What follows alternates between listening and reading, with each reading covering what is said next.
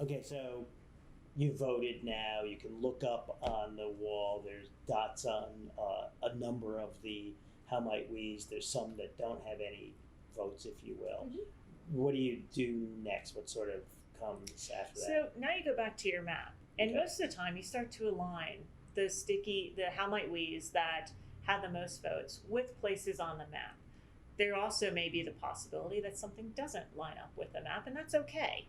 And once they start to line up, you start to see generally where most people seem to be focusing. At this point, now you want to pick your target. And picking your target, that's where you're going to go for the rest of the sprint. So you pick the one persona to focus on. You also select the area you want to focus on.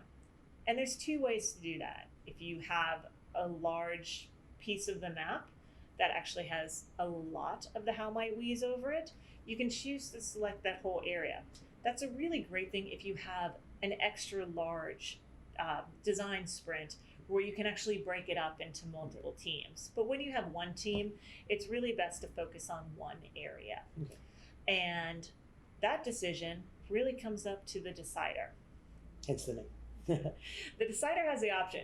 They can pick where they want to focus, or they can also ask for a straw poll. Straw poll, the facilitator takes the votes of where everybody thinks that we should fit. So it's really up to them if they want to pick something that they feel is important, or they want to leave it up to the group. So we've had the map, the original unedited map. We had the how might we's. Those are grouped in the themes. We then take those, after voting on them, we put them in the relevant areas of the map.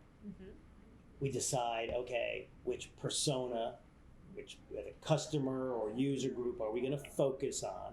What area of that journey, of that map, are we going to focus on? Now what? You've basically wrapped up day one.